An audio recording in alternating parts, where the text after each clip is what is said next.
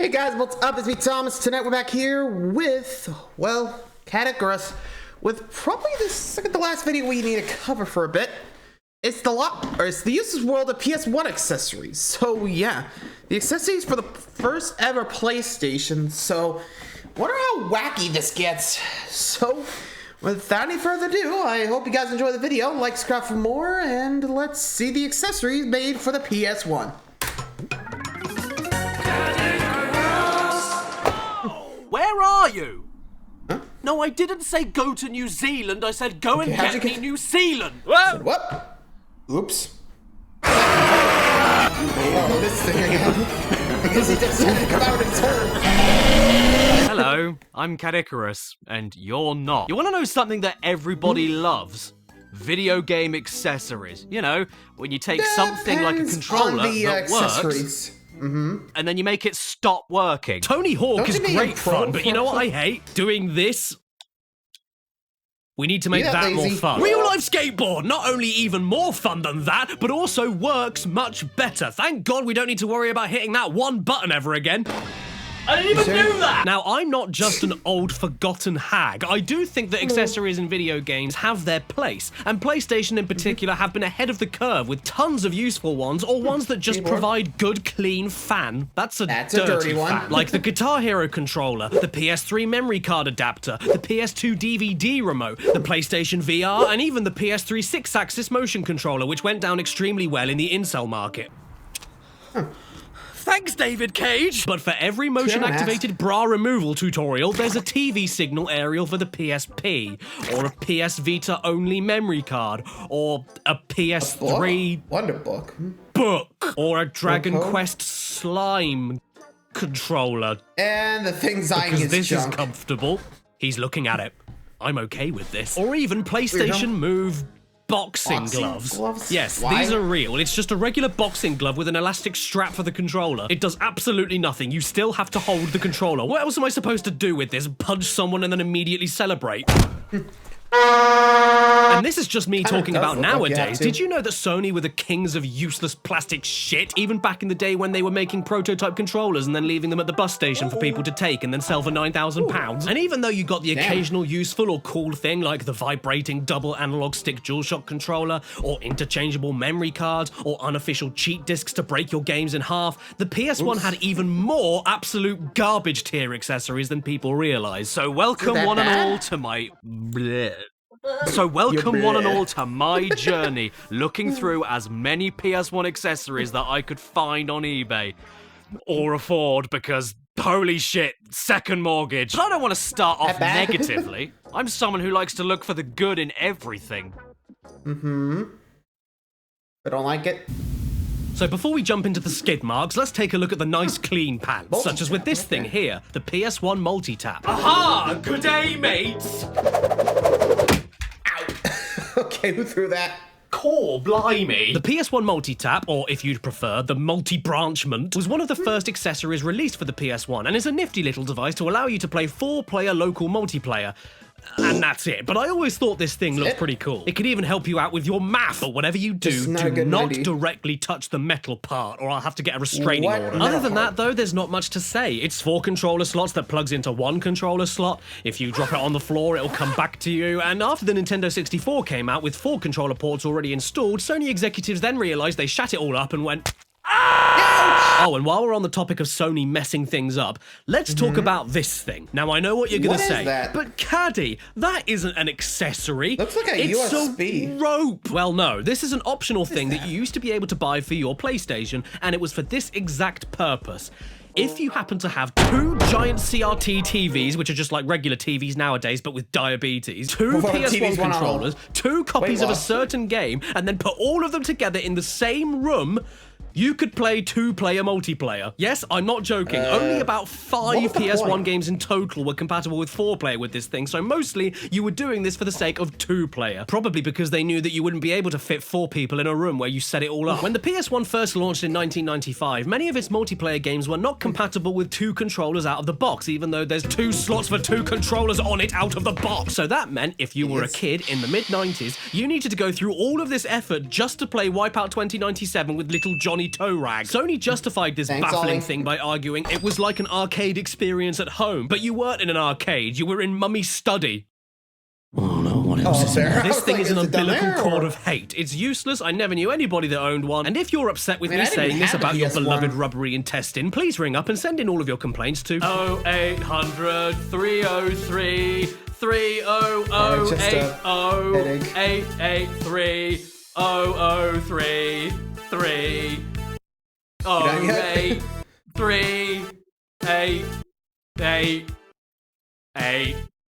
Done. 3 0 3 8. What's that smell? What do you mean? Oh, it's a mouse. Dad! It's a rat! It's a rat! Kill it! Kill it! This it. is the PS1 mouse, a Walmart special for $14.96, including tax. And honestly, I think that's a bargain. It even comes with a free piece of gum from 1995. Yes, my friends, if you lived in the 90s and were too cheap for a then this was the best compromise you could deal with to get a PC experience on your TV. Check it out, you even got a really sweet mouse mat. Isn't it supposed to be white? Now, I actually think this is one of the coolest additions to the PS1. At this point, I'd usually make some comment about P, but this thing works perfectly for the few point-and-click games available on the PS1. And it gives you smoother mouse movement than Will Smooth. Yes, very smooth. It even allows you to aim and shoot in a few first-person shooters. Well, that's very good. The best thing about it, though, undoubtedly, is that it can be used to play Irritating Stick. This is what made the PS1 mouse fly off the shelves. The chance to turn Irritating Stick into Reasonable Stick. Come on, come on, come on, come on. Come on. Oh, so close. No. Shoot. Good try, though. What you doing? Caddy? No, that's not a sandwich. You don't eat rats. Here's another thing you could choke on, the Pocket Station. The first ever portable Sony console. Yeah, you thought the PSP was the first? Oh. You're thick. And here it is. Isn't it precious? No, it isn't a gravestone for moths. It's a Japanese-only, ultra-tiny game console that triples as a PS1 save game manager and an alarm clock. The most important things you need in your pocket. You can use it as a standard memory card and then look through the save data later on with tiny bit-crushed animated save game icons. Yeah, you wink at me, Coco. Don't worry. I know I'm hot. You can change the volume. Yes, that's a separate feature, but the best thing is when it works with certain PS1 games for extra features and to download mini-games directly onto it to play portably, like Block QT, which sounds like a Minecraft babe, but is actually a breakout clone that triples the length of the stage and makes the ball the size of measles. There's also Pocket Moo Moo, a space shooter with absolutely no cows, and Tales of Eternia, a rhythm game mixed with Tamagotchi but with a real woman. And just like in real life, I can never seem to make her happy. Some of these save icons though look like phlegm. Believe it or not, this is Solid Snake. More like deflated hippo. Although, to be fair, this Rupture Farms icon from Oddworld looks pretty damn great. Oh, sorry, it's not Oddworld in Japan, it's Abe A-Go-Go! Why is he coming out of his own? Honestly, this version of the game is worth owning alone just for the Japanese Abe voice. Listen to how cute it is. Hello. It's like if Abe was voiced by Michael Jackson.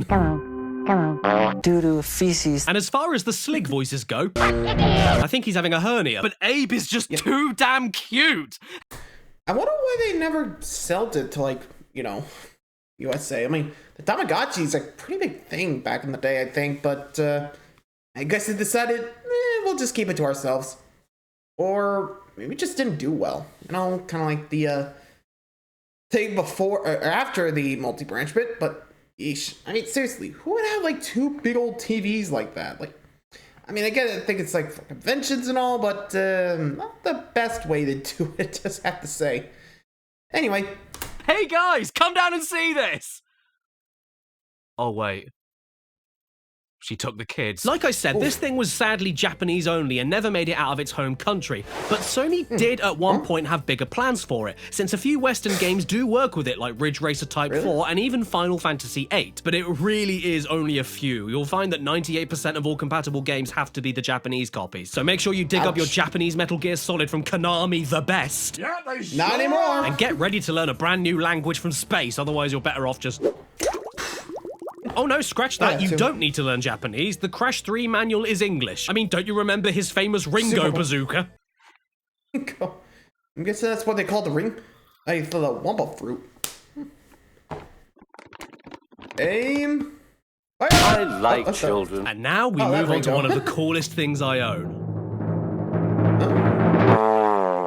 Yes, if you didn't think your wait, I think I PS1 remember already we looked mentioned enough that like a something toilet, before. oh shit, then feast your eyes on this You're paying for bastard. that. Eat your heart out, Steam Deck. Steam Deck, what is that? A cruise ship? Nintendo Switch? What's that? I thought I already had one of them. If you wanted to play 3D games on the go in the late 90s and early I didn't do 2000s, you got this thing, the PS1 LCD screen. The remember where he PS1 little mentioned that. crinkly dentist. I have wanted this thing Wasn't it like a desperately Stuart ever Little since I was a 2 kid menu when or I first saw something? an ad for it in the front cover inlay for Okay. Stuart Little 2. Sometimes the best things come in little packages. The PS1 LCD screen for men below the national average. Oh, Pretty lovely. much. Now I'm thinking about Stuart Little's Little Stuart. The screen itself don't. comes with built-in speakers, brightness buttons, and even a headphone jack. All you need is a power supply wall socket near you, and you're ready to go. I've always wanted to play Goofy's Funhouse in McDonald's. As long as you can plug it in and have a PS1 disc and controller, you can use it. You can even play it on the train if you want. Yes! I beat Psycho Mantis! I cannot deny that this is probably my that's favourite one way to PS1 keep the games accessory on the of go all back time, then, huh? even for as toilety as it looks. You see, this is where the brown goes, and this is the secret bit. Do you think they animated it under his trousers? Oh, I completely forgot to tell all of you. Recently, I noticed that fuel prices were going up, so I did the Hopefully sensible thing and I standard got me one nowadays. of them new hybrid cars. Oof. Kill me! But this next thing I'm gonna show you, That actually reminds me of way a cooler than that. video I had to do back in the And day. it cost me more money. Let's just say, I'm broke. creepy Thomas the Tank Now, Engine. the okay? LCD screen may be my favourite PS1 accessory, but this is without a doubt the crown jewel of my PS1 is collection that? so far. See this If box? you- It isn't any ordinary PS1 console box, wait, because detail inside it is a H3001. Neturose development kit PS1, Wait. which is not only Wait, a able to play development kit? any PlayStation game from any region, but is Lucky. also in matte black. It's an American plug, so I can't use it. This thing looks so good, man. Look at it. Yeah, that Oh, looks- it's does pretty. look Oh, dope. be my wife. I'm not even kidding. It's making me hyperventilate. For those who don't know, choke. all the way back in the late 90s, this system was available for sale bundled with a development kit to connect to your computer, allowing the public to create their own PS1 games from scratch just for fun, after which these nutcases would then I've give got their racing. games away for free Mine via was- PlayStation demo discs in magazines, the ultimate form of unpaid labour. Take notes, EA. The console I personally own does have the original system and box it came in, I'll talk about but it later. none of the software discs, manuals, or coding books, so me making my own game is not going to happen today. Or probably ever, but at the very least, I can finally say that I own the piece of hardware that birthed the greatest death sound of all time. That was done with this. Surprisingly, You know, actually, I'm surprised most companies don't do that. Like, if they want, like, I don't know. I mean, they could do that, but I guess they just want to save that for developers. But imagine if they actually gave that to customers, or like some customers actually want to make their own games. I'm pretty sure we could do that nowadays, but still. Imagine back then if they, like, say, gave a developer GameCube or a PS3 developer kit or something, you know? I mean, you'd be surprised. I wonder, like, how many other companies actually gave all their developer kits to the public. Be fun to see. Anyway, though, there's tons of rules for it. Just look at this. Don't use a mining drill on it, don't set it on fire, and while you're at it, don't touch it. But that's not all. Don't plug it in, don't feed it, don't paint it, don't plug it in, don't put games in it, don't boil a kettle on it, don't slap it while a window's open, don't use it in an earthquake, don't sleep on it, don't use it as a shoe, and whatever you do, don't listen to music. Just in general. You'll die. In fact, the only rule here that doesn't have a giant no next to it is a picture of a baby reaching for it, so make sure you teach your kids to climb up and grab it. that's not... Okay, I'm not even gonna ask. Or course correct. We know what's up. Okay, we've made a pretty good start into this video, I'd say. And for the most part, Hopefully. we've seen some pretty nifty PS1 gadgets. Some pretty useful, some LCD pretty cool. screen. It's been alright so far. But not anymore. It's time to turn up the vomit volume, because from now on until the end of this video, we are scraping the bottom of the crusty barrel. Oh, you want to know what I think we really need for the PS1? Oh, no, Bill. What do we What you need? got in mind? Oh, well, John, I'll tell you what we need. I don't know. We need a mobile phone adapter. No, I'm not joking. This is a device to connect a 90s cell phone to your PS1 with a software disk. Hello? Okay. Is that PlayStation? The best way I can describe this ridiculous thing is that if you owned a Japanese cell phone that was compatible with Docomo's iMode, you could wire your brick into your PS1 and basically unlock it as a retro smartphone. Think of it like an external display. You could do all of your contact and office organizing, transfer data and games to your phone, and even use your phone's network provider to browse the internet on your TV. Again, you could do that nowadays without the accessories. Hello? Hello? Oh. What happened? The baby didn't make it.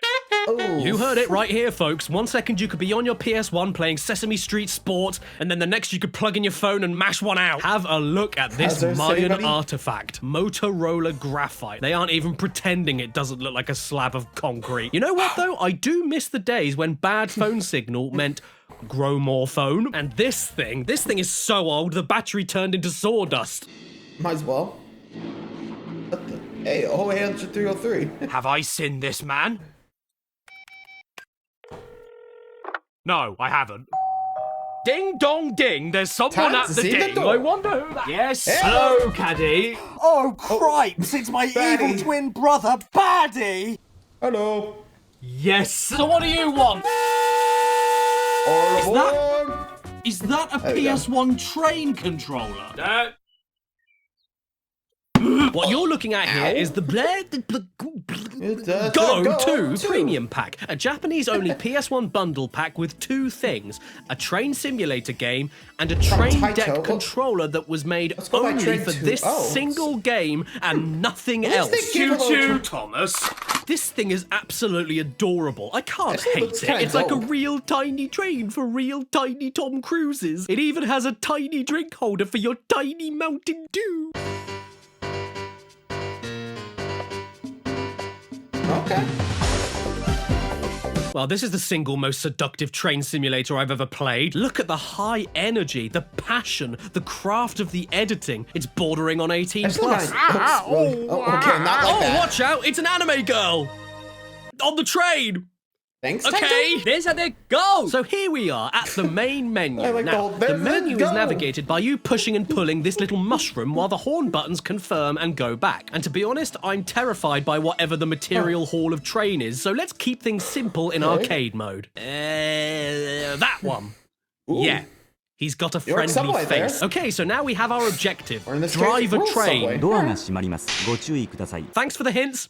I can't read them. And with that, we unlock the brakes with this thing here, pull this thing back to give it gas, and oh my god, we're a train! And you know the best thing? That's all you need to know. It's really that simple. You move this to the right whenever you want to tighten the brakes, and pull this back whenever you want to... So even though I don't know what this is or what that is, it doesn't matter because I know the speed limit, I know how much time I have left, and I know how far away I am from my next checkpoint. Oh no, I'm running out of time. Oh god, come on, come on, come on. I'm gonna make it, I'm gonna make it. Come on, I'm gonna make it. You're welcome. Oh, damn it. I failed. Fine, I'll continue. Huh? Game over? I lost the whole game because I wanted to keep going. Oh, what's that? I got a high score? That's nice of you. What's my name? Soil. And this is all very well and good. But can you play Crash Bash with it? We boot up the game and unfortunately we can't move the cursor, but I can select whatever option is already highlighted, meaning I can actually boot up single player no problem. And this was all gearing up to be a massive disappointment until we got to the warp room, at which point all hell broke loose. Your eyes don't deceive you. I am perpetually running in place without actually moving anywhere as a monkey with a crocodile tail and a blowhole for a face. In fact, I can't do anything other than run left, run right, and run towards the camera. I can't go forward at all. And because I can't go forward, I can't pick any levels. But at least I can do a damn good running man. Yeah, boy! Work it, sink to lips! Okay, so maybe this controller only works with left and right movements, so Why don't we try a racing game like Roll Cage? Well, for some reason, whenever the game starts up with the train controller plugged in, it boots up in French. It must be because it reminds it of the Eurostar. As you can see, it is absolutely unplayable chaos, which is a massive shame because now I have to quit la course when I really want to continue here. But now we have to ask a real question. Can you drive Legacy of Kain Soul Reaver with a train? Here is the game.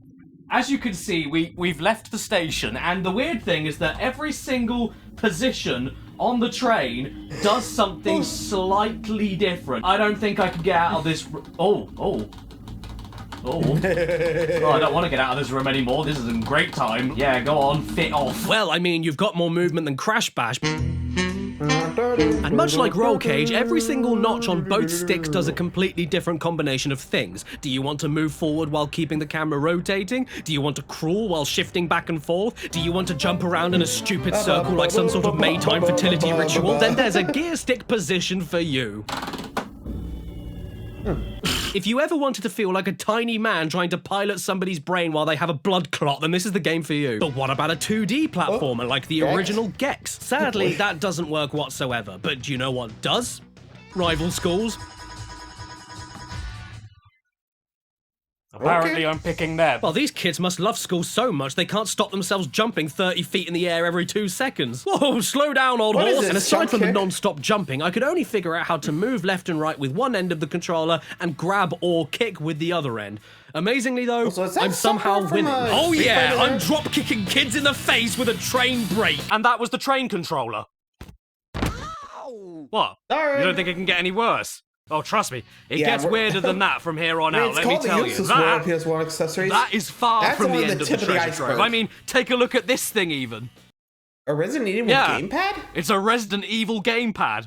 Made specifically and only for Resident Evil games. The run button is right next to the ready weapon button. Firing your weapon is a separate trigger on the back, with that half of the controller being shaped like a handgun. Your map and inventory have separate buttons each, and it even has a turbo mode in case you want to do this.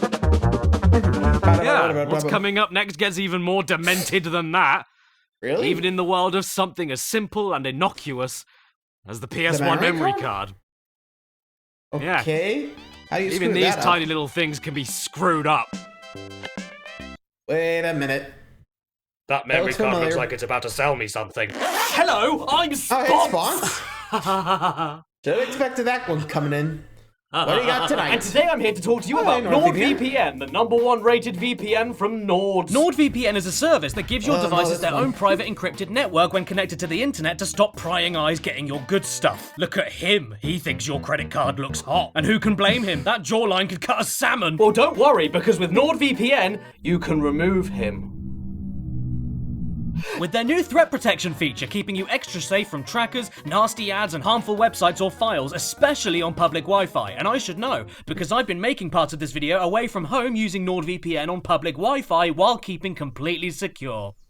But you still need to keep your door secure! Hello? There are thousands of servers around the world, so wherever you are, you can remain private, safe, and with the fastest possible speeds. Not to mention, if you can't access a website in your country, just change your virtual location and get in there. Unblock region-locked games, find discounts from other countries, avoid DDoS attacks, block malware-ridden websites. If all of this sounds good to you, then head to the description right now to nordvpn.com/Caddicarus and use the promo code Caddicarus. CADDICAR. Can we get an easier code? And you'll get an exclusive offer of a 2-year plan with the first month entirely free. Not to mention, if you don't like this service, there's a 30-day money-back guarantee for you and me. So get NordVPN today. Oh my God! Once again, the web address and promo code, nordvpn.com/Caddicarus. Now, if you don't mind, I'm going to bed. Night. What? Are you making me save South Park Chef's Love Shack? These were some of the best things about the PS1. You saved your game to these, and not the physical games themselves like with most of the Nintendo library. If you needed to replace your game disc for whatever reason, the memory card was always going to be there to catch you. You You've got your basic grey official ones, but for a lot of people, they were a little too expensive-wency. So instead, you got yourself a third-party one, usually from a video game store with its branding spat all over it, but sometimes with cool little extra benefits like digital displays to let you know how many memory blocks you had left on that card, or extra info printed on the back, like how many megabytes it is, which doesn't help you in any single way even slightly. And then you have the ones where you're sitting there and you say to yourself, oh boy, I really like this plastic shell that saves my games, but I really wish it had more driver on it. And then boom! Well, there you go. Wish granted. Check out this disgraceful turd. This was officially licensed by the makers of the game, by the way. It's one thing adding a monocle on top of a thing that does absolutely nothing, but they went the extra step to assure that the bloody logo is upside down whenever you use it. Gee, thanks, Mum. I always wanted to play that game, Benib. Well, thankfully, if you don't like Driver 1, or you don't want your memory card looking like an Egyptian hieroglyphic slab, you can have a Driver 2 memory card instead. Much better. Simple, sophisticated, the right way up, and surprisingly curvy. Why does this memory card have childbearing hips? And then,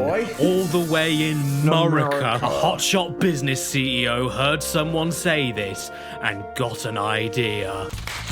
Jerry, we need to make our memory cards hot! No, sir, stop it! Isn't this enough? It needs tits, Jerry! And so we ended up with this, the Tomb Raider 3 character memory card that is literally just the top half of Lara Croft surgically fused onto a bit of plastic. The attention to detail of which is so accurate, they made extra sure to put holes where they would be in real life, although there are 3 here, so I guess she had a bad tear. Special serial numbered collector's edition. Wow, sounds rare.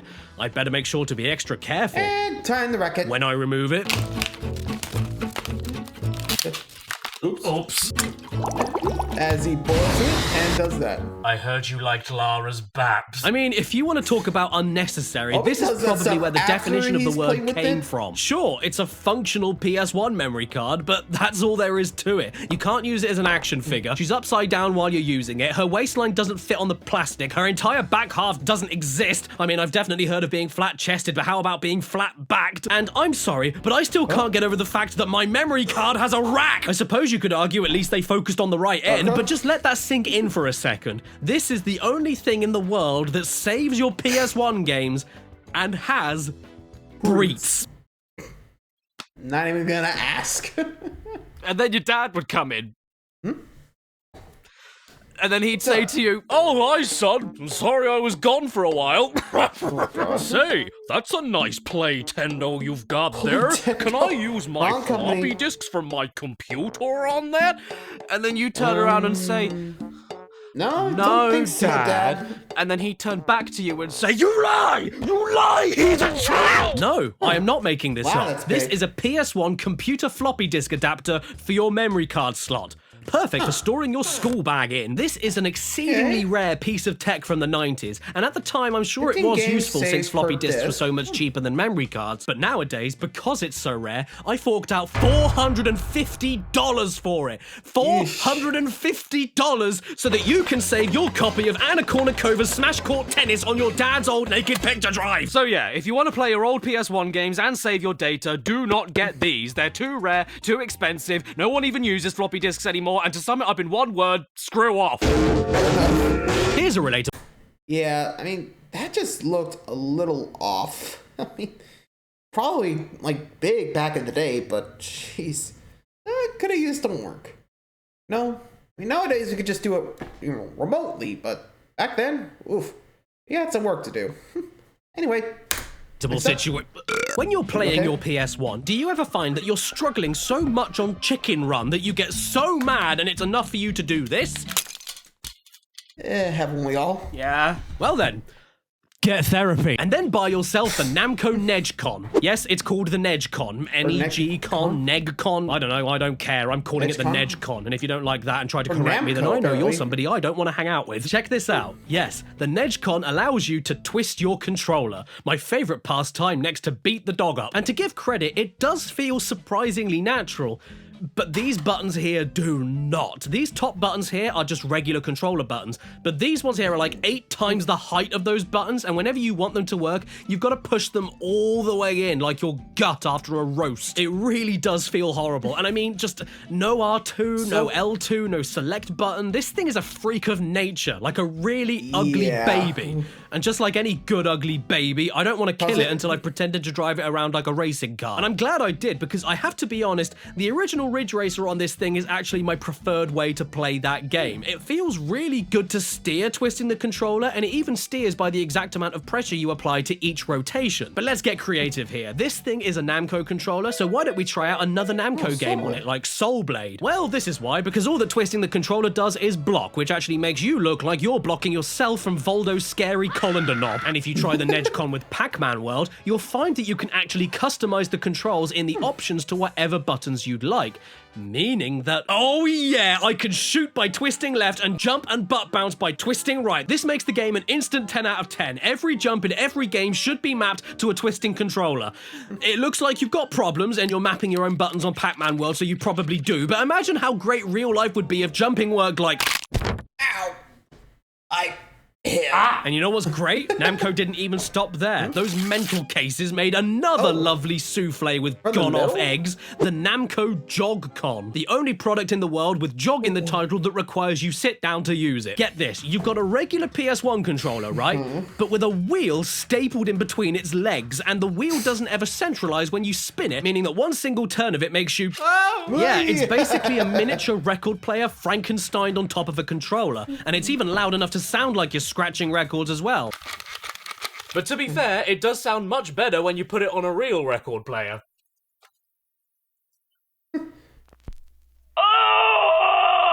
As for the controller itself, it does feel great to hold if you enjoy having your knuckle skin scraped off. And when you play a racing game like Disney World Magical Racing Tour, even though you have a wheel right here to use as a wheel, you can't turn any of the carts, even though this is one of the only single instances where a wheel glued onto your controller would sound like a reasonable thing to do. Welcome to Walt Disney World. Unless you're gay, then get out. It doesn't stop there either. If you try playing Spider-Man, the controller works perfectly fine as a standard controller whenever the wheel mode is turned off, but doesn't work whatsoever when the wheel mode is turned on. And I know what you're thinking. Well, little Jimmy Shitpants, just make sure you never turn on the wheel mode and the problem is solved. True. Except it isn't, because whenever you do turn wheel mode off, the game itself automatically turns it back on and stops itself from being able to be played. Have you ever seen a game actively spit out the controller you're trying to use with it, even though it does have a mode that works? Has Spider-Man on the PS1 learned to hate? Is it racist? And you know what other game discriminates against this controller? Barbie Explorer should be a match made in heaven, right? Namco JogCon, Barbie Jogs. Yeah, that's it. But no, the controller does not work. She's clearly far too Aryan for this. Why do these games allow the controller to work and then override it immediately? I would love to use the JogCon to unlock the secret of the Mystic Mirror with Barbeatum, but she just won't let me. What the hell else can we try then? Anything else? Breakout? To move the paddle? Hopefully. Let's see. Surely no.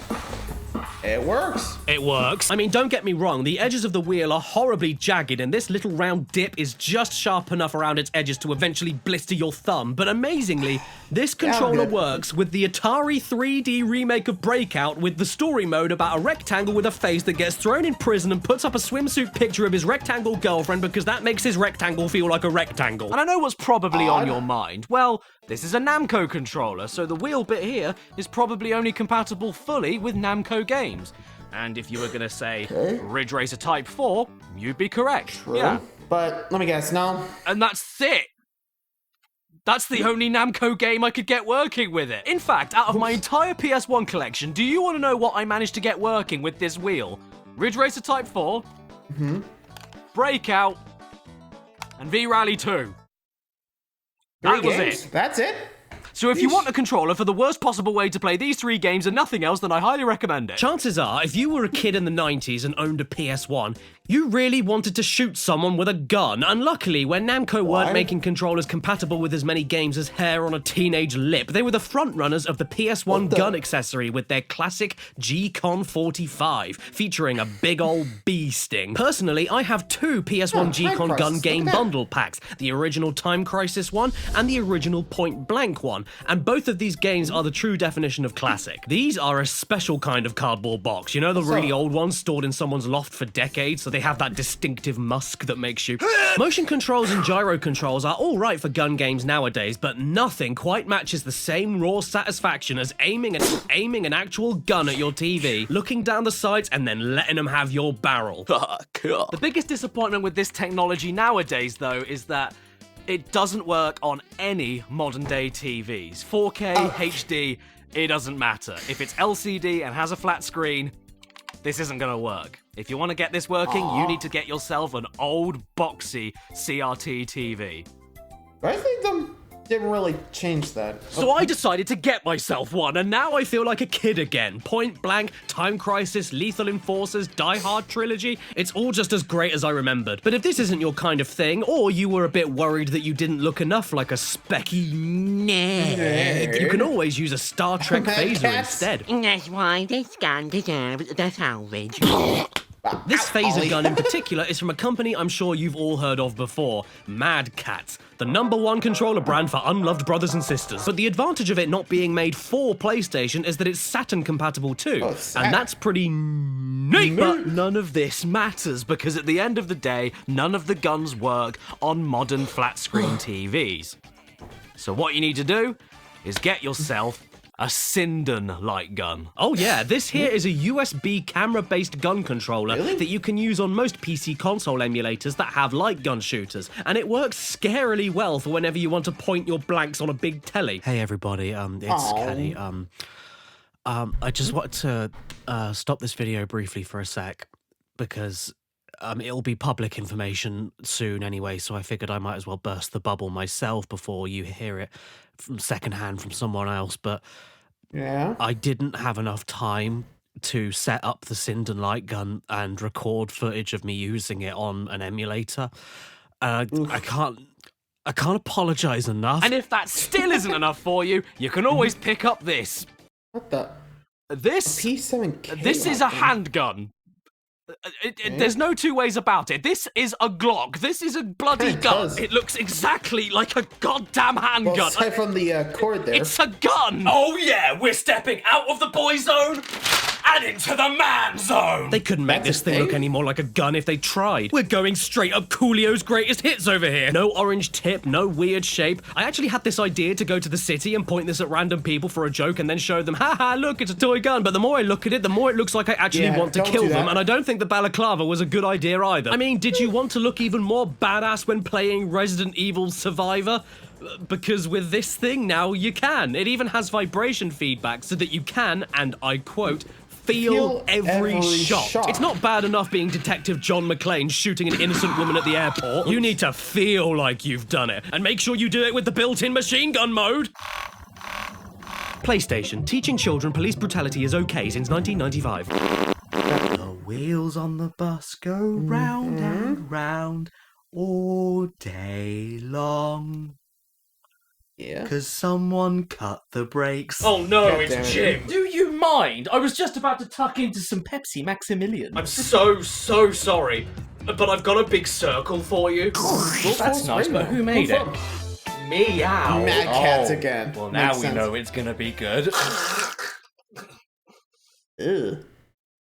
How long do you have that in your mouth? Remind me to stop kissing you. The steering wheel, the quintessential console peripheral. Basically every console has their own version of the wheel, even today. It's like the Cenozoic era. This wheel is probably what Mad Catz is best known for, and for good reason. It's a wheel that steers cars on PlayStation and doesn't break. I mean, take it from the racing legend Mario Andretti himself. It's the #1 steering wheel for the PlayStation.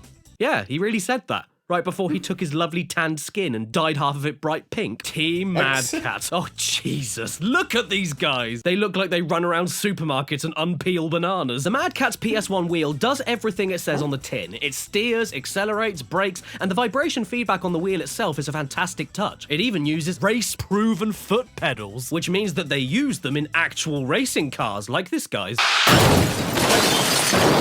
He did. But you know what I want to know? Can you drive Silent Hill? And the answer is yes. After Harry Mason crashes his car, he then becomes the car. Traffic is great in Silent Hill. I highly recommend it as a cut-through. You want to hear the best thing, though? For some reason, the acceleration pedal is the run button. You hit the gas to make Harry sprint. It's almost like Mad Catz knew we would try this, and I love them for it. Thanks, Mario. Here we go. It's me, Mario. Come on, today. children. But I hear Please you. don't. Not everybody in the world has quite the same amount of space in their home for something as Big as that. thick as this. No thigh gap. So perhaps you'd like to try out the PS1 Racer. Ultra Racer controller. Much slimmer, fits in one hand, the healthy option, like wholemeal bread. I mean, it has to be good. It has analog U steering and a non-volatile memory. I wish I did. Honey, you forgot to take the bins out. God damn you, Ben! So let's give this bad boy a wash. I'm going to test it with 3, 2, 1 Smurf. The main cutscene starts up, I'm able to skip it, and then absolutely nothing. I'm playing a driving game with a driving controller, and I can't drive. It just doesn't work. I don't have anything else to say. I mean, it does do a lot of little beeps. But that's not enough. Come on, you old rotary dial telephone. I want to play 3, 2, 1 Smith. What do you want me to do instead? Twiddle it? Actually, that's all I want to do with it. Who needs a girlfriend when you have this? Okay, fine. 321 Smurf is a baby's kart racing game, probably not made with wheel controllers in mind. So how about we try something a little bit fairer, like V-Rally 1. And before we get into the actual test, I can't imagine when the hell I'll ever talk about this game again, so I just have to mention the music for a second. This tune that plays during the level select screen is absolutely hilarious. It's the funkiest thing ever written, but also sounds like the band drop all of their instruments on the floor every few seconds.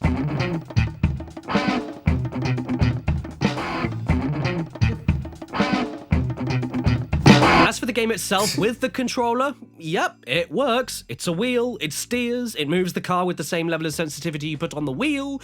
It's a wheel. Not a fan? Now what? I've got another wheel. The PS1 top drive Arsena. reactor. It's shaped like a toy car remote control, and it uses the latest active jogging technology. Hey, get back here! Hey, what are you doing? This thing is an absolute disgrace. It's not a game controller, it's an assault rifle. L2, L3, R2, R3, and select is down here. There's multiple switches here, a D-pad in the middle of the action buttons like a DVD remote, a start button up here, 2 separate triggers right on top of each other, L1 and R1 here, -2, -1, 0, +1, +2. Did the Zodiac Killer make this? Converts DualShock games into active feedback. What the hell are you talking about? Am I having a stroke? Logic 3? More like unlogic 4. Okay, well, to give this thing a little bit of credit, to start with, the wheel didn't centralize just like the one on the Jog-Con. But then immediately after plugging it into the console, the wheel springs magically into position. That's pretty high-tech. And it definitely works, for sure, but if you're trying to play slippery old Toy Story Racer with it, you're going to want to exit your own life very quick and painlessly. You will just oversteer all the time and flip your shit around constantly. So next I thought I'd try Micro Machines V3. Only one problem, though. You can't go. For this game, you have to use your thumb on the X button. No switches here made a difference. So then I jumped back into Gran Turismo to see if it was just incompatible, but nope, exactly the same story. I couldn't accelerate with this thing no matter how much I tried, so I guess it's just luck that decides whenever it wants to work. And that's exactly what I want with my game controllers that are needed to control the game. Luck. Not that I care anyway, because you can't imagine how uncomfortable this thing is. Steering while holding X like a chimpanzee is one thing, but in general, it's too bulky, too heavy, and it only works with Toy Story Racer, so...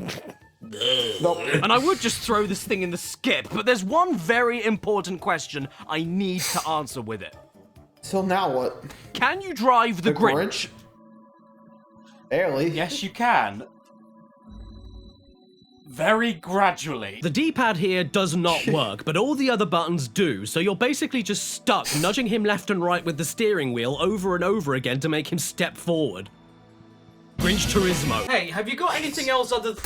Yeah, you think they would make sure, but I guess with Caddy here, he's pretty much just pushing the boundaries of these controllers to see, like, you know, oh, will it work for this or not? Or, you know what I mean, right?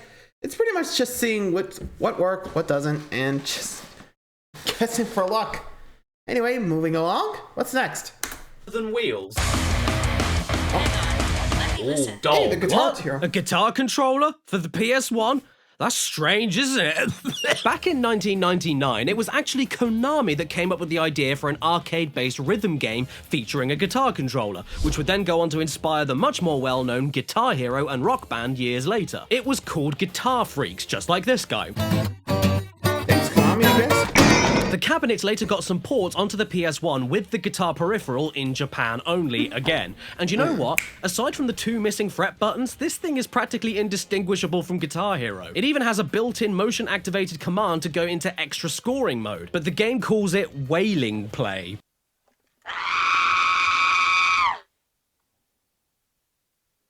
The Guitar Freaks games are basically just Guitar Hero, but simpler and on the PS1. There's not much to say, so how about we try to guitar Dino Crisis? Let's see. And just...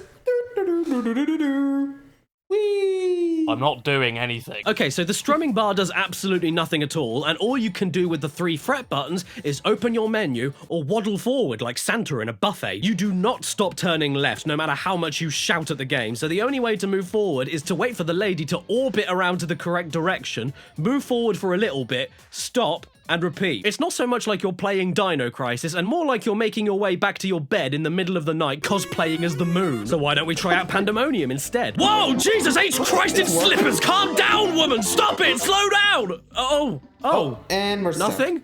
Is that it? You're not going to stop?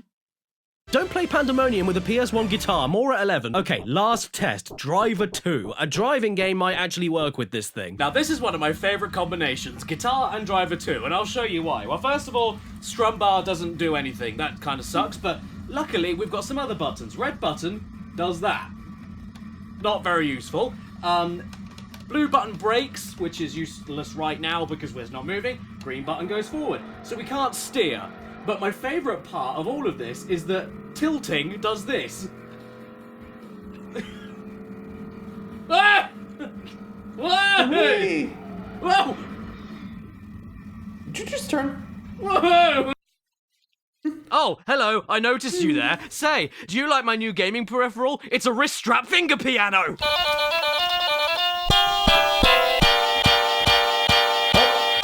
Another racing controller? Oh boy.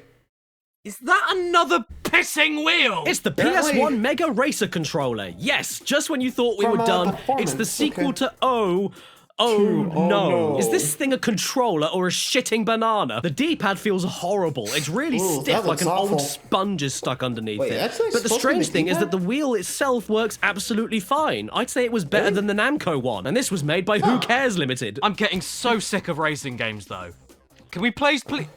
Holy shit, you can! Yes, lads, this actually works. If you ever wanted to steer Yoshimitsu into a little Japanese nature activist, then pick up this controller right now and relish in the fact that you can't jump, duck, or do any moves that involve pressing up or down while wondering where all of the grease on the rubber came from. Finally, now I can sit down and enjoy my maximum pep. Huh? Oh, come on. Excuse me! It's another wheel. Okay. I think. The Formula Racer wheel by Gamester, so we must be in safe hands. This is the biggest piss of the lot. Look at this madman contraption. What do you do with it? Play games or do garden landscaping? Here's a good quote for an incredible racing experience. Said...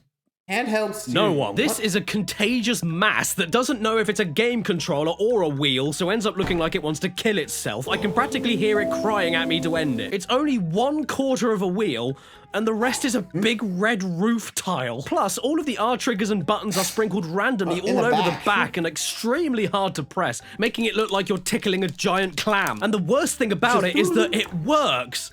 But at what cost? Because I can't figure out if I should hold it like this, or this, or this.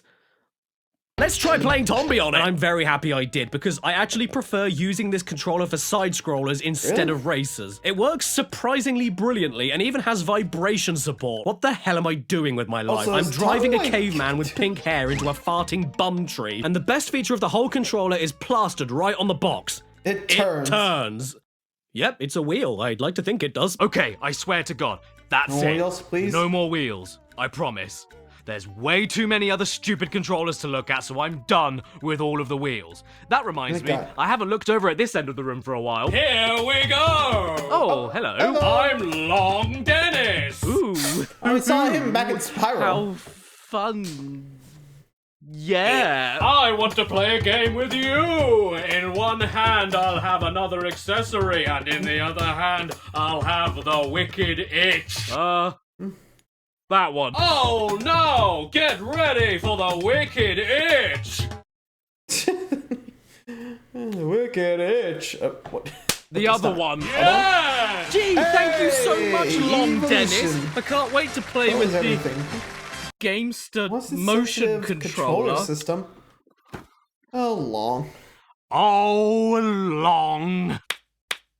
Control is thing. Control games with the slightest movement. That sounds utterly miserable. This is the Gamester Evolution motion sensitive control system. An entirely motion-based PlayStation supermarket barcode scanner with a wrist attachment that looks like it could send drones to a small village.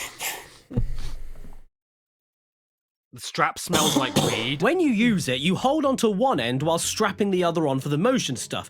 But while using that end, you need to be certain that you're dead central on all axes the entire time. Which means holding your arm out like this, looking like if C-3PO was made of ham. The idea with this half of the thing is that you can program any PS1 button you want onto each tilted direction, combined with the physical buttons here. So if you want to play Muppet Race Mania and make accelerate shutting the trapdoor and slowing down, oh, steady on, boy, then you can do that. But what you can't do is turn off any of the tilted inputs. You have to assign a command to every direction, and it's so easy to accidentally activate all of them at once that in a racing game you might as well make left and right tilting the steering, meaning that Kermit just goes off on one wherever the hell he feels like, leaving you overcorrecting your own twisted arm as if you're puppeteering an actual Muppet that kidnapped your family. You can get creative with this thing though, no doubt, like if you play Moto Racer 2 and set accelerate to tilting your arm back like a real bicycle, or Tomb Raider where you can twist left to get your guns out and then lift your arm back to fire them, like a real woman. But overall, it's absolutely horrendous, which makes this half of the controller even funnier. All of the buttons are right here to press and work. So why don't we just use them? But I can't let this thing beat me. Give me a game to beat with it. Any game at all. I'm Cad the Chad. I can handle it. Where's my reptile puzzle? Oh, Christ, we're all dead. Oh no! This is going great. I can't even get out of the playpen. Look at this. Look at this. I love it. I love it so much. Oh, no. Oh, dear. I'm on the table. Tommy, get off of the sofa. You're going to hurt yourself. You can't handle anymore. You've already given yourself brain damage as it is. It doesn't matter what mode you're in or which way you twist the ant coffin. This lousy great dollop just doesn't work. But surely it must. It has audio sounds. Well, I suppose if you want to play Rugrats and actually feel like an infant that can't walk, then this is the way you want to do it. How about we try a rhythm game like Jamalami?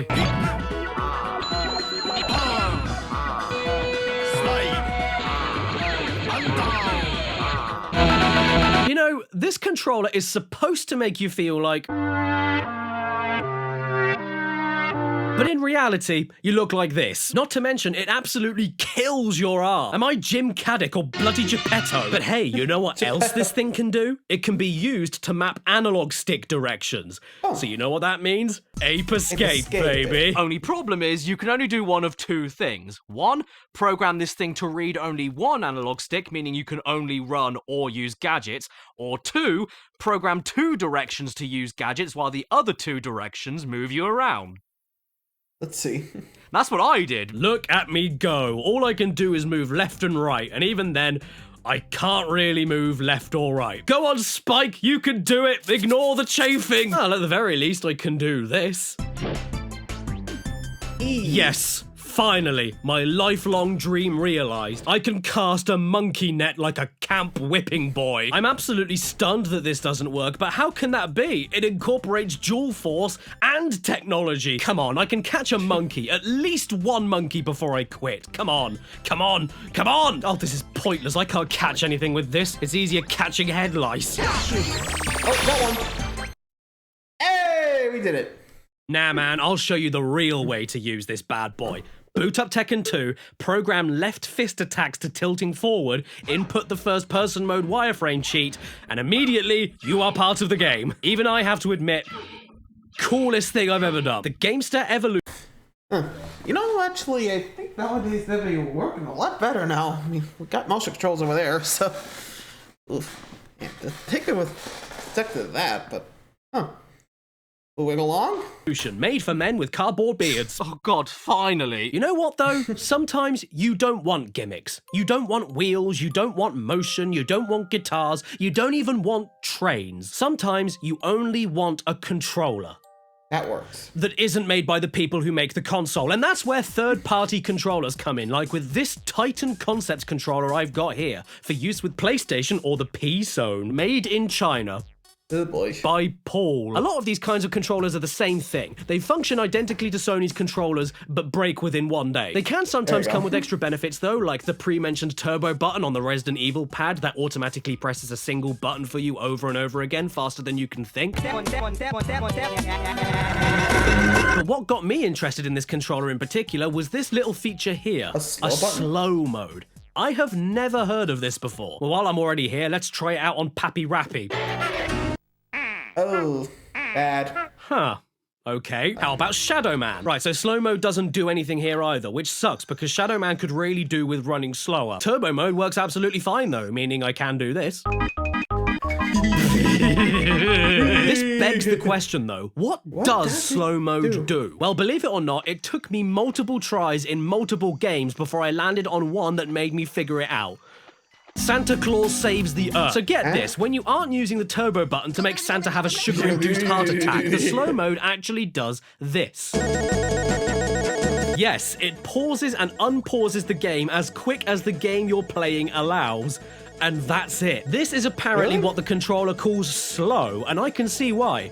Because it's stupid. Metal Gear Solid, it did exactly the same thing. Mr. Domino, a game that could really benefit from a slow mode, did exactly the same thing. The only, and I repeat, only time this slow mode would actually help you is if the game you're playing has a pause screen that is instant and doesn't flip between two totally different screens all the time, so you're left going blah, blah, blah, all over the floor. Rayman 1 is one of those games, and sure, it's tolerable, but if you'd rather play the game like this, I'd have to interview your parents to find out where they went wrong with you. Crash 1 is another one that works, and it's probably my favorite because the music and sound effects don't pause along with the game, meaning that if you die, you get treated to an extra long game over screen, just as painful as actual death.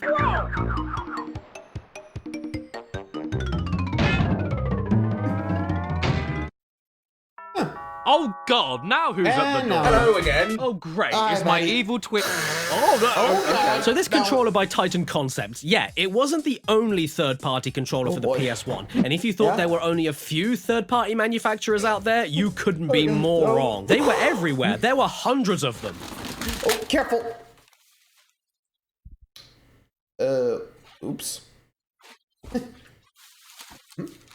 Oh, newspaper. Is that today's newspaper or back then? In the news today. I found this giant box of them on eBay, and there are some right sorry cases, let me tell you. What's this? Wild Things? What do you think I am? A grizzly bear? What's this? EB? Yeah, you know what I thought was missing from the PS1 controller? Okay. The L2 and R2 buttons being on the top, the L1 and R1 buttons being on the front, and every single other button being in completely the wrong place. What realm of chaotic evil did this thing come from? Electronics Boutique? What are you? A hairdresser's? What's this? Oh, okay, another Gamester. That's good. Sensitivity, low, medium, or high? What? Do you not like being bullied? And why are the grips on a right angle? Is this a video game controller or a shelf? What's this? 4 gamers? This isn't 4 gamers, it's 4 fruitcakes. Who in the shit out there wanted their controller to look like the letter H? Oh, atomic Play. Thank you for putting an udder on my controller. Oh, what's this? The AirPad. Why is it called that? Oh god. It's another motion controller. Yep. Heads up, dude! Feast your eyes on this godforsaken That's 2 sack. lines of- What do I even say about it? It's like I'm playing a game with a dinner plate, but without a tasty pickle on it. Basically, how it works is that you turn the tilt mode on, and through the power of air, it acts as a D-pad. Except it doesn't. It says right here that it's registering movement, but it won't actually move anything until you've poured your gravy and potatoes all over the floor. And that makes racing games an absolute joy. You need to practically turn it upside down to get it to register anything. And no, you don't hold it like a steering wheel and turn it for racing games. You hold it flat out in front of you like a begging Victorian orphan. And it's even better when you play a driving game with slippery steering and car crash physics like Destruction Derby 2. Oh, well, shit, there goes my hood. Oh, and don't even bother trying to type your name with it unless you're called Poor Snop. Hang on a second. If you turn it upside down, it becomes an alien spacecraft. But does it work with anything else? Like Cash Panuka 2? Yes, it does. Surprisingly well, in fact. Really? But it's terrible. It is so unbelievably delayed, but every single other button is fine, including the D-pad. You've got all the buttons you need right here, so why would you need to turn the tilt on? I mean, sure, it does emulate analog stick sensitivity, so if you ever wanted to make Crash walk like a dying Elvis while you give your controller a long sniff, then this is the thing for you. Oof. Well, while we're on a 2 binge, let's check out Medieval 2, because you can't have enough 2s unless you have a diarrhea. I do! Luckily, it works, but man, is it awkward. If you want Dan to run anywhere, you need to beg until your arms fall off. And the gangly, spastic movement he has makes something as simple as walking into a sword to pick it up practically impossible. Overall, if you want to play any PS1 game at all but make everything about it worse, pick up the AirPad. Somebody should do 100% challenge runs with this thing. I'm good. Don't look at me. I choose life. And speaking of life, here's the thing that looks like it could resuscitate it back to you. The PS1 programmable joystick from the Game Machine Input Device series. And I picked this up with my arms from the Body Skeleton Limb series. In all fairness though, this is a really neat piece of tech that works like any other third-party joystick, except that you're able to assign any action to any button. And it even comes with a sticker sheet for your ultimate pro gammon setup. And some of these stickers do make perfect sense, while others make me question what kind of games people are picking up. There's a button to make your car go and another to make your car crash. There's a button to release a nuclear bomb. There's a button to make you fart. There's a button to make you fart on a ball. There's a button to make your friends never talk to you again. And when you're finally sick of all the ways you can give off eggy gases, there's even a button to make you give up and cry. Moving on, here's a special little gadget I got from Germany this time, which is pretty cool because the package it arrived in came with a free page of German newspaper for all the latest special offers, just in case you were looking for a Westerschirm Linomatic or a Globus Wiener Würsten. The accessory itself is actually a one-handed controller for the PS1, and that's honestly a great idea. I've always wanted to play Lego Island 2 while eating my Doritos and leaving my fingers crumbly and greasy. After all, you can't just assume that everyone that likes games can use both their arms, or even has both of their arms. And after using this controller, maybe that's for the best. Take a peek at this thing. I want to play video games with it, not eat cereal. I get it, accessibility is very important, but you know what else is?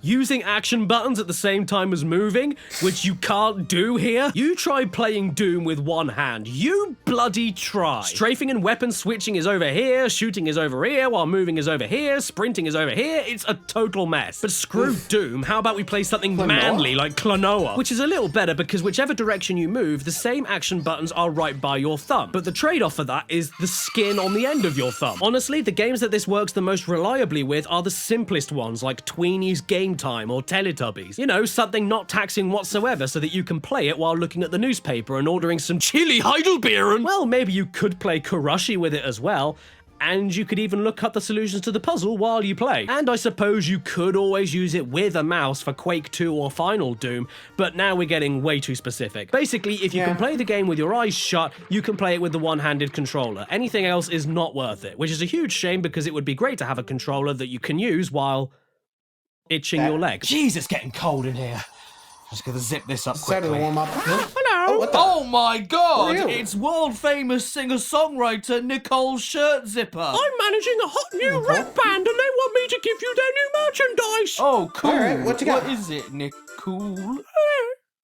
What the? On controller, I gotta say. What the? You guys remember Thrill Kill? Ultra violent, ultra naughty? boring and badly controlling PS1 cage fighter that was banned for being too full of fishnets? Well, the game may have been scrapped, but the code itself never was. Long story short, it was repurposed into another PS1 game starring the rap group Wu-Tang Clan, and some copies came with this controller. This is exactly what you think it is. It's a PS1 controller shaped like the logo of the Wu-Tang Clan, meaning you can finally play Parappa the Rapper the way it was meant to be played. It is, without a doubt, the single most uncomfortable thing I've ever held. And I've held my own children. Every single button does not line up. There's absolutely no grip for your palms here, but a giant claw for your knuckles there. The triggers jut out and are also not aligned. And the worst thing about it is that this was easily the most expensive controller I got for this video, including import fees. This moronic object set me back $400. This is a collector's item. And by that I mean I now use it to collect nuts. Anyway, what the hell is the game itself like? Not sure when I'll ever talk about it again, so let's take a quick look. Why not? A parental lock? Are you for real? A parental lock? I had to be 18 to buy the game to begin with, and now you think I'm 6? What, you don't think kids can look in the manual and read shapes? I want to see dismemberment! Oh, I'd like to see that as well! Not me! And hey, the parental lock maybe was a good idea after all, because I am inconceivably offended by all of this. Which is more offensive to you, the quality of the FMV, or that everybody in the intro looks like a balloon? I'm gonna pick, Old dirty bastard, Dirt bastard, McGirt. also known as Dirt McGirt.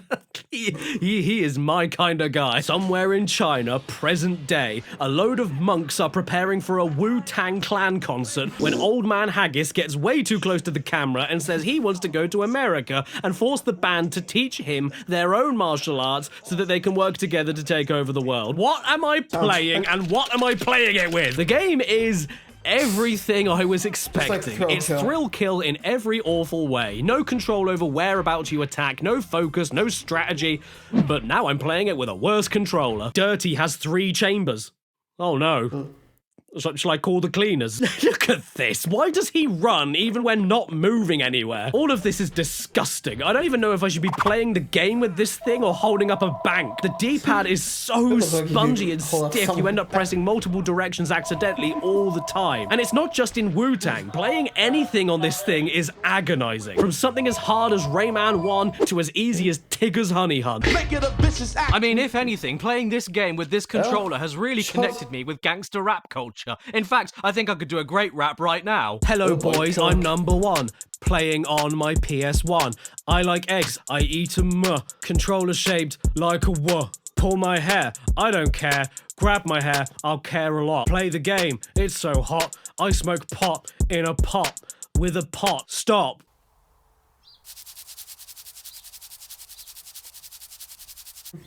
Don't stop. I like Tupac, he led the way. His name is very nearly Toupee. In conclusion, this controller may be the worst thing that I own, but at least it's not a BP controller. In fact, next time you want a band logo to be used as a video game controller, make sure it's from my favourite metal band. I think I need to wash my mouth out after that, so how about instead we take a look at the coolest box for a thing that I own.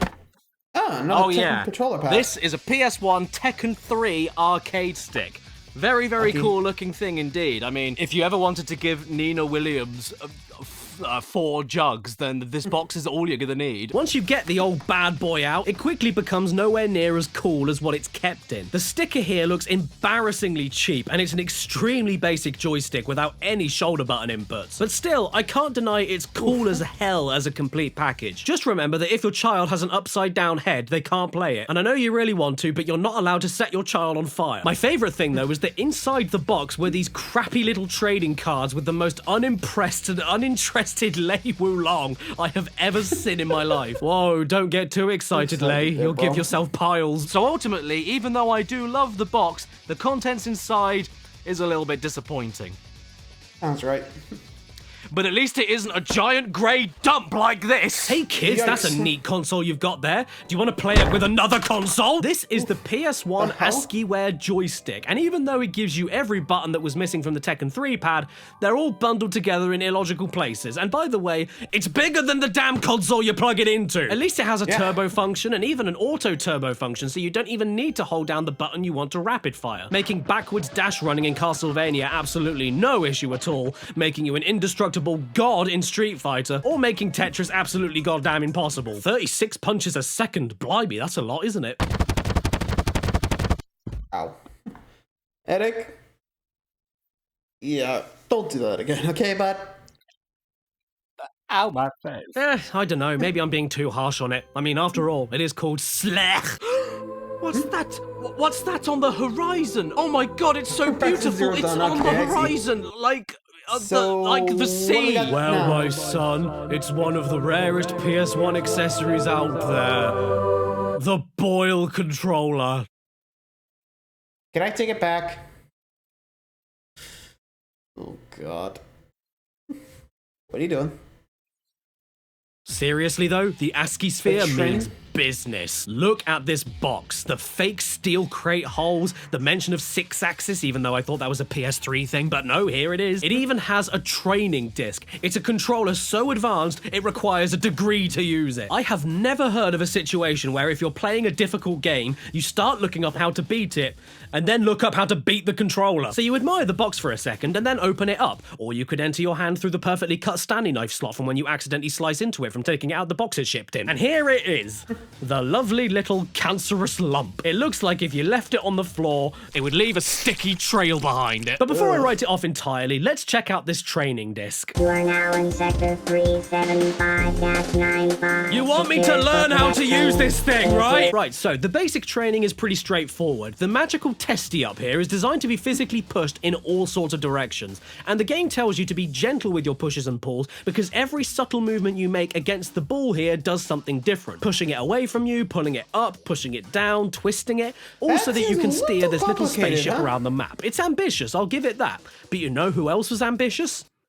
Stalin? Once you're left alone in the void of space, freely controlling yourself, it falls apart. The game wants you to do things like push forward gently to move forward, but then push hard forward to dip downwards, or push left gently to strafe left, but push hard left to bank left. It's so damn unnatural. When you're doing it one move at a time, it's absolutely fine, but strangely, flying through space at 500 miles a second doesn't mix well with you remembering every single angle this sack wants to be tickled on, and you end up not being able to control anything. So why don't we try out the obvious test choice, Cooler World? I mean, I already have his mother's head on a pike. Yeah, as I suspected, the second we take the ulcer out of the mouth, it doesn't work. The controller worked fine with the spaceship test disc, but look at this. The ball doesn't know if it's rolling, or turning, or looking, or boinging, or splatting, or blinking, or blonking. Thanks for responding perfectly to all my pushes and pulls and squeezes and twists. It's like if Jigsaw created Bop It. How about we try out Shrek Treasure Hunt? Well, to start with, the menus were absolutely fine. That's okay.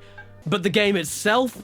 I mean, not so much. It kind of speaks for itself, right? The controller is all about finesse. I mean, fair enough. I know Shrek isn't exactly a Swan Lake ballerina, but however gently I touch the ball, he absolutely freaks out. Why does this thing exist? Who asked for it? Who was sitting at home playing Metal Gear Solid and said to themselves, oh boy, I really wish this was Rubber Gear Squishy. This thing is an abomination, and I'm putting it down because I'm absolutely certain this is malignant. And you know what else nobody likes and wishes they could put down? Toddlers, but that's not legal. So instead what we do is push them aside and leave them entertained with baby controllers for the PlayStation. Oh yeah, these are also real. It's a controller for the PS1 for a dumb, stupid, smelly baby. You can give it to a toddler to chew on and beat Croc at the same time, without the ability to attack no less. This is a very clever baby. This controller in particular was Japanese only and came bundled with a game called Guru Torn Orangutan. This is perhaps the most unassuming box for a game I've ever seen. There is absolutely zero information on it. Not even the back of it can help you out. If you play around, please clean up. Sound advice. The game starts up and... Please get out of my personal space. Okay, so I'm on this screen and nothing is working. I'm not sure what I'm supposed to... Oh! Hang on. This is a microphone? Sweet, I wasn't expecting that. Just gotta say hello to the cute little dog and away we go. Did you know they eat you in Korea? Okay, cool. Now I've got to put my name in and... What? Is that a naked toad? Yep.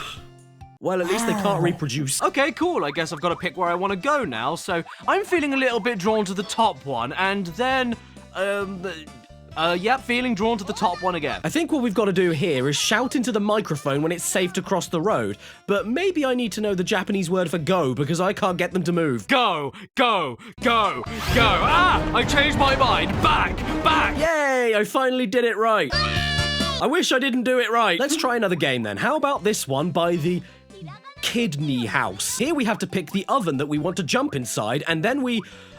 I honestly have no idea, but I'm gonna go and eat this cookie here, and... yeah, I'm getting way too ahead of myself. I'm gonna quit before I mess it up. Oh no, I won! Okay, well, what do I do now?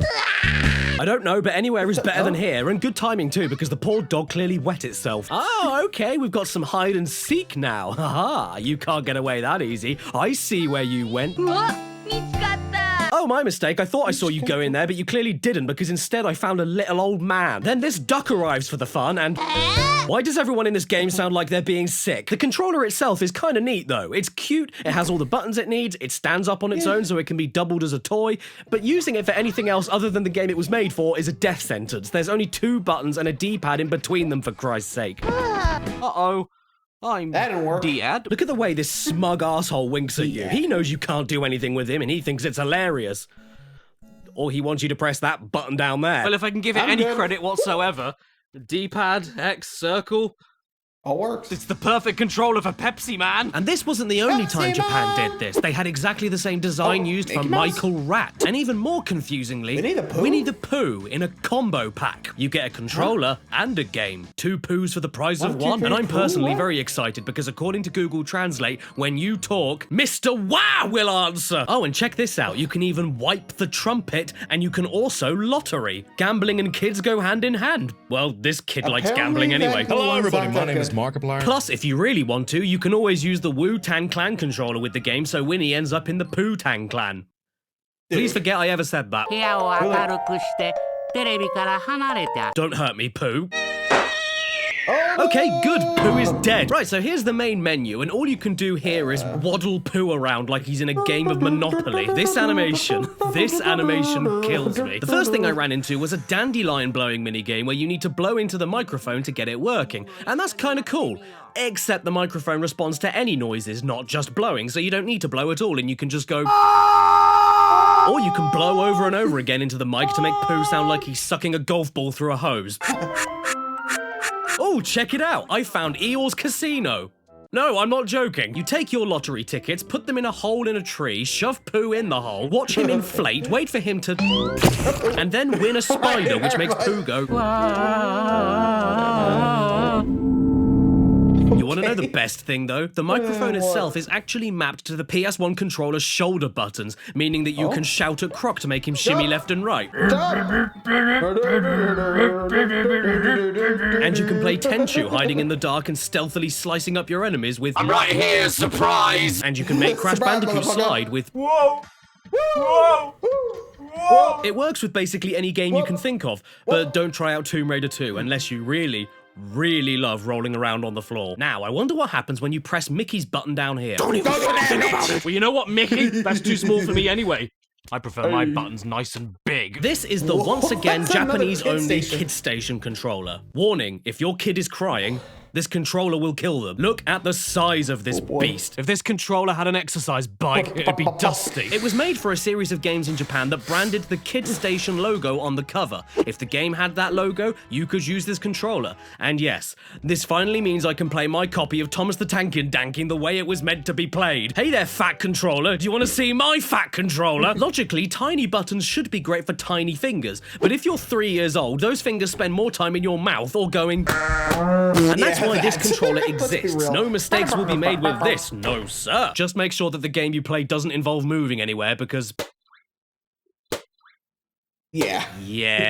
What you can do, though, is use it with the mouse, which is great, because I've always wanted to play Terry Pratchett's Discworld with a bongo. I like this controller. Dad. What the hell is this thing? And if this is what your kids look like when they see the controller, just wait until you see what happens when they play with it. Yeah! Ha ha ha, this pleases me. You know what I've always wanted to know? What English words are young Japanese boys wearing on their pajamas? Let's have a quick look. High, super, point, mile, cham, picnic, field, the mitt! Actually, scratch that. Pick yourself up the PS1 fishing rod. The only controller that allows you to get a rod and go fishing.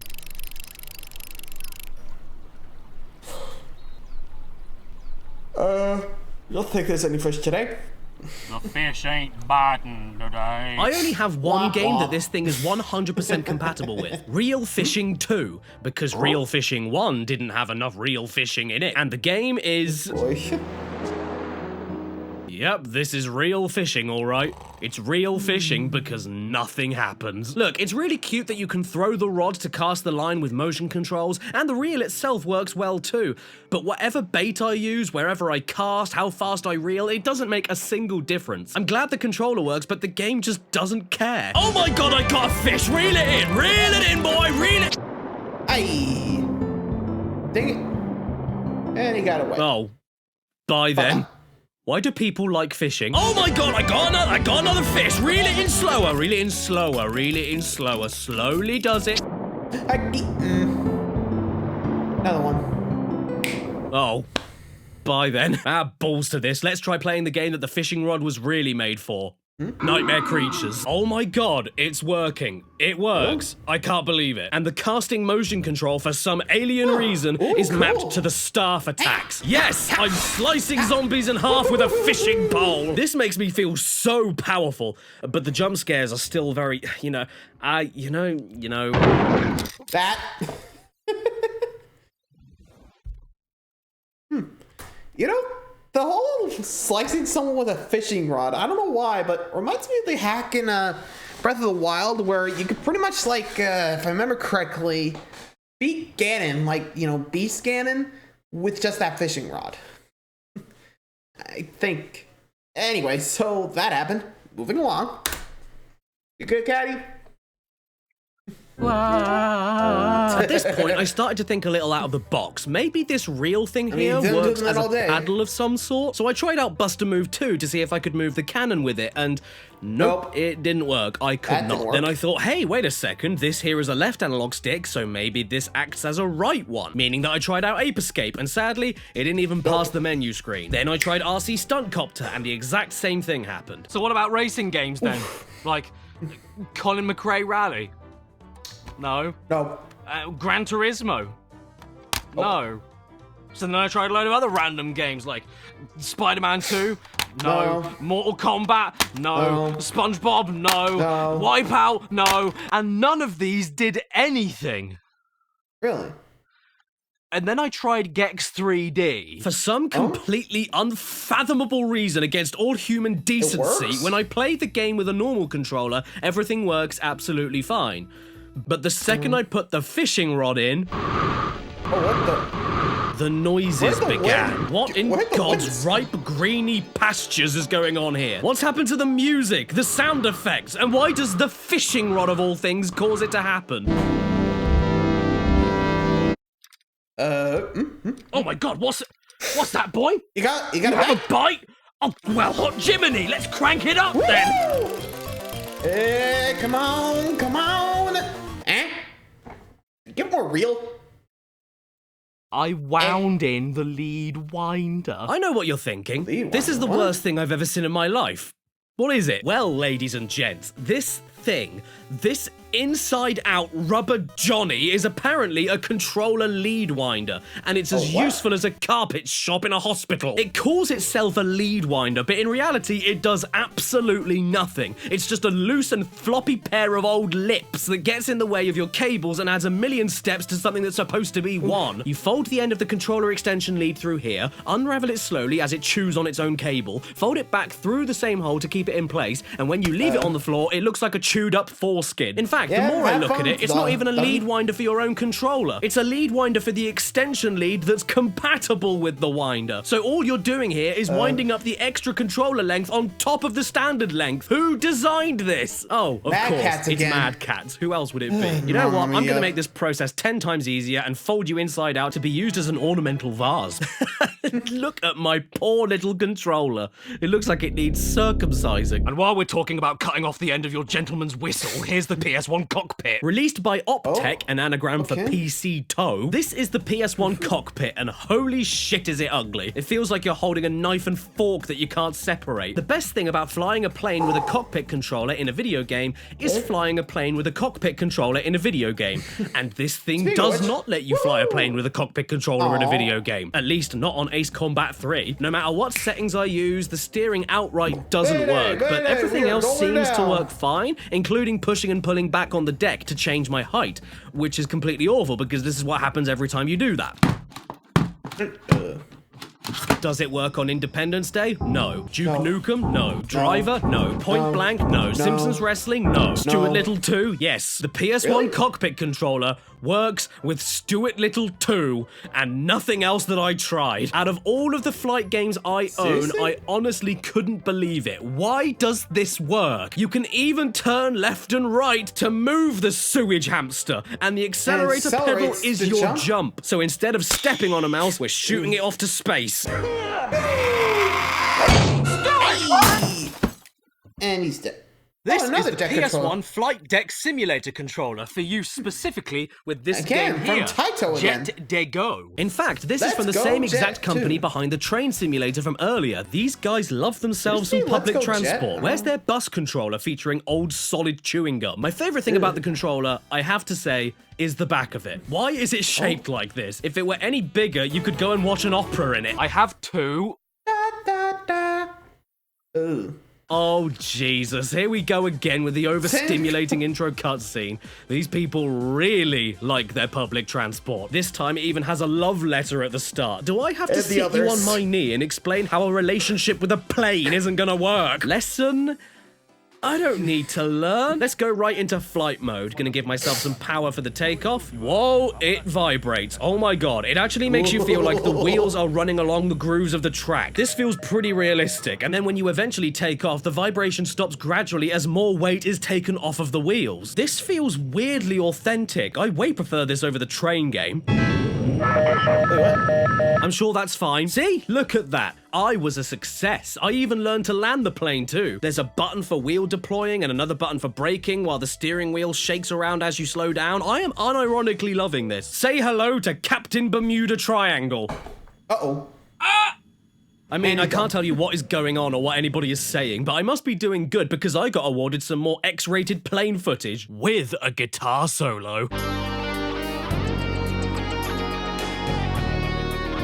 I think the FBI will be after me soon, so does it work with Wipeout 3? Short answer, yes it does, but to accelerate you have to put your thumb over here like some sort of angry lobster because this here doesn't do anything. I then tried Mortal Kombat and sadly I couldn't even get past the menus, but then I got into Spyro 2, and where the menus were a little bit glitchy, I actually managed to get the game fully working. You're seeing this right. I am steering Spyro, not only on the ground, but in the air as he glides like a plane, just like our Lord Jesus intended. If though, for whatever reason, you decide to stop steering Spyro, he won't stop. So just get ready to play a version of Spyro 2 where he's trying to hold it in, and you'll be right as rain. What if there was another? Yeah, believe it or not, there is indeed another PS1 flight stick. Apparently, this one claims to be able to work with any flight games, and the seller I got it from even mentioned that each of the sticks here acted as analog sticks on a DualShock controller. So you bet your juicy ass I went straight into RC Stunt Copter to try it out. My name is Ene. Well, blow me down and call me Blow. This is actually amazing. It works really well. With each analog stick getting its own dedicated joystick, I breezed through the Stunt Copter training within a few minutes, and yes, it still sounds like you're trying to get the instructor off. Hold it. Good. Easy. Hold that position. Good. Now hold it. Okay, almost done. Oh my god! Oh, I can't believe it! Woohoo! You've done this before, haven't you? And unfortunately, it also looks like it. The last one real or... But he has two. No, don't use your left thumb. And don't use it to write with or open doors. I'm Adolf. G-Police. You know who works there? The G-Policeman. Holy mother, this font! What does any of this even say? New mittens? Onions? Options? Training? Johnny? I mean, the controller works with the game, no doubt about that. Game's shit though, innit? And by the way, your hardcore scary police squad is an acronym for guinea pig. Next, I thought I'd give Forsaken a shot. It's an underrated PS1 first-person shooter in a little flying craft, and yep, it works wonderfully with this controller as well. But the one I was really hoping to get working was Ape Escape. I mean, think about it. Dual analog sticks, dual grabby sticks. It's perfect, right? Well, no. I tried it, it didn't work. You go. Again. And that makes me a saddy caddy. And you know the best thing to do when you're sad? You dance for me. Dance, dance, my little puppet. Dance for me. Oh yeah, how many of you had one of these bastards in the PS1 days? The dance mat. Well, Just we all about as had that at nostalgic one as you point in can our get. lives. I think I had a If few. you owned a dance mat. This one in particular is a special one-off mat that came as part of a bundle pack with the PS1 version of Jungle Book Groove Party. And this box, this box should be studied in box class for how not to make a box. Just look at this dreadful heap. The 2D car, the snake right above the ugly 3D PS1 renders, the vultures that are the size of peas, the game box window that doesn't keep the game it's displaying inside the window, Mowgli's teeth. How could you not grab this off the shelves and buy it immediately? One of the biggest selling points on the box is that Lou Bega has a music video in it. No? Why? Well, how about the fact that the dance mat is called the Thrustmaster?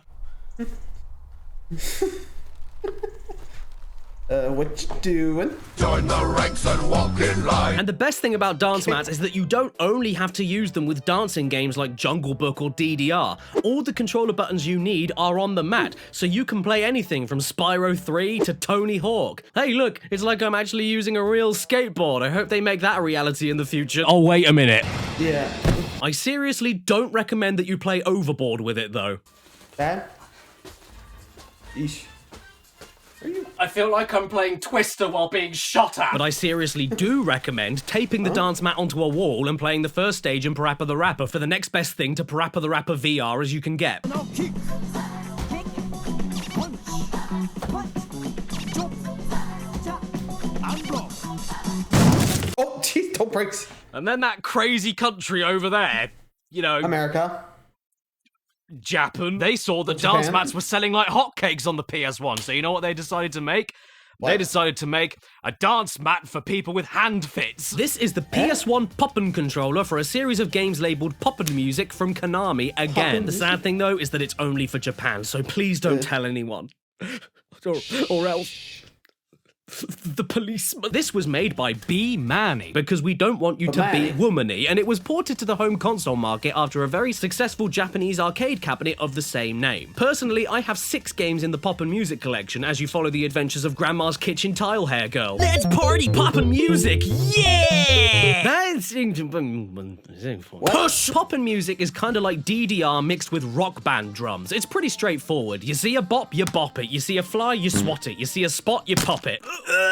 Surely there's got to be more to it than that. How to play. Good.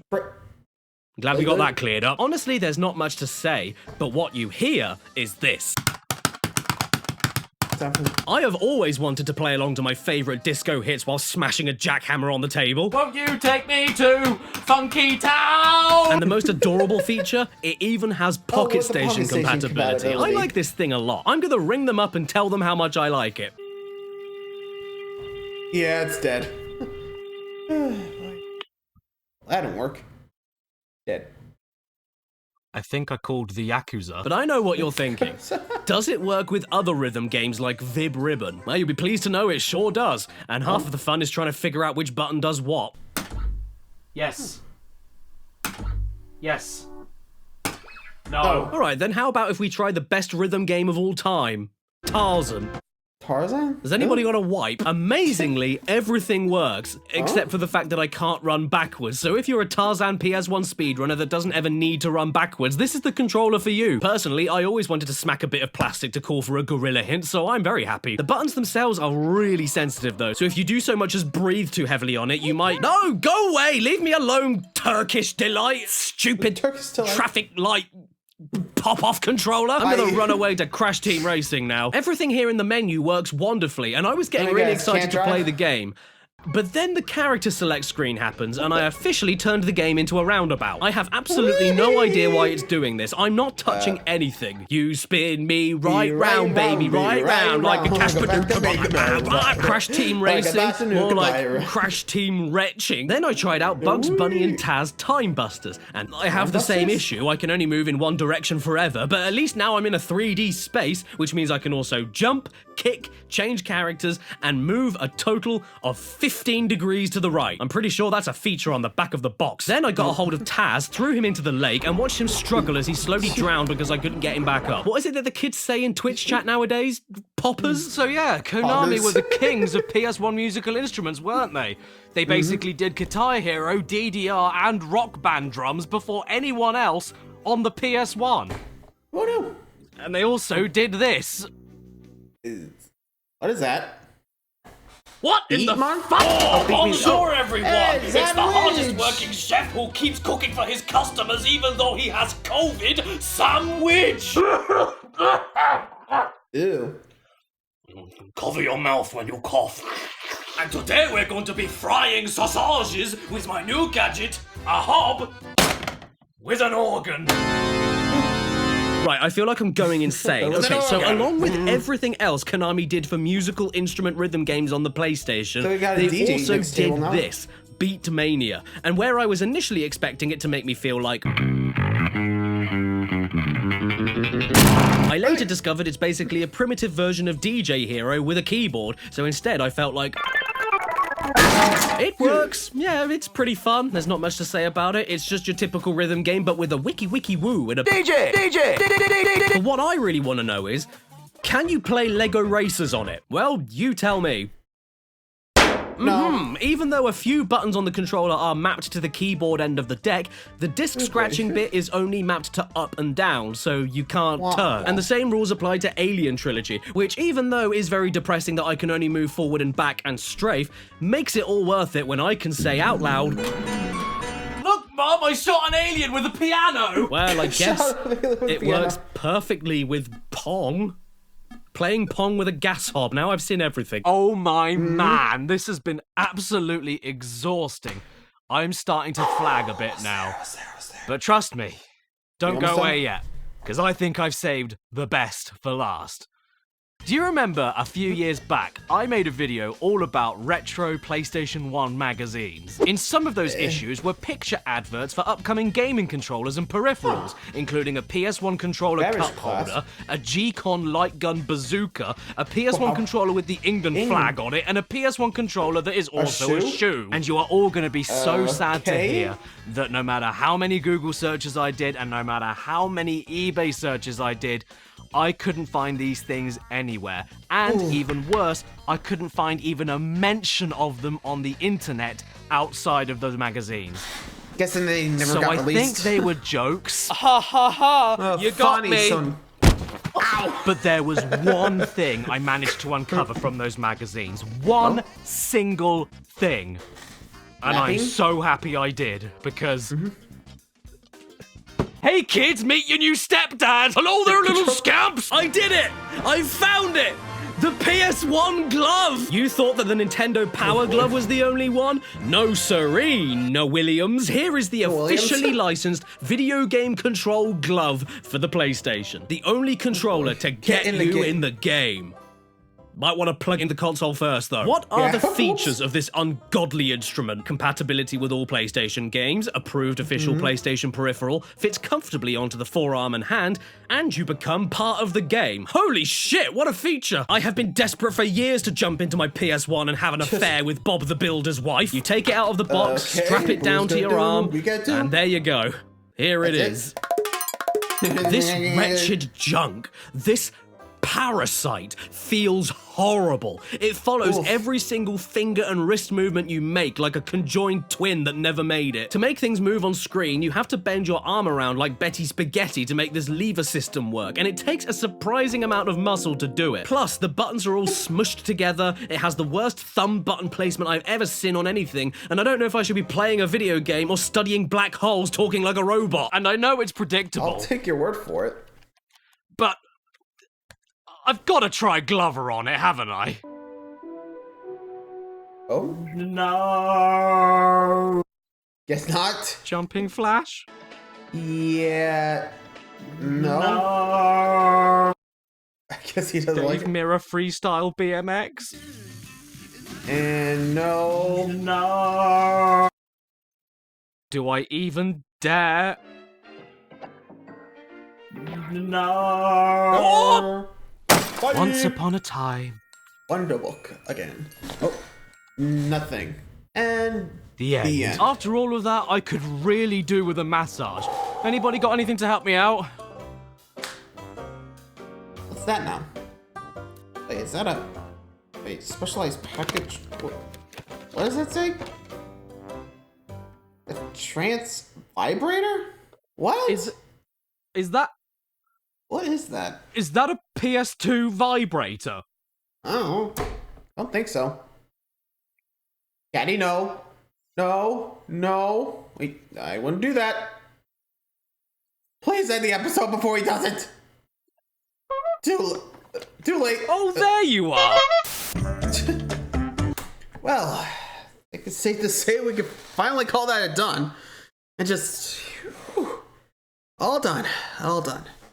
Anyway, until next time, I'll see you for the next one. Till then, like, try for more. Good night, everybody.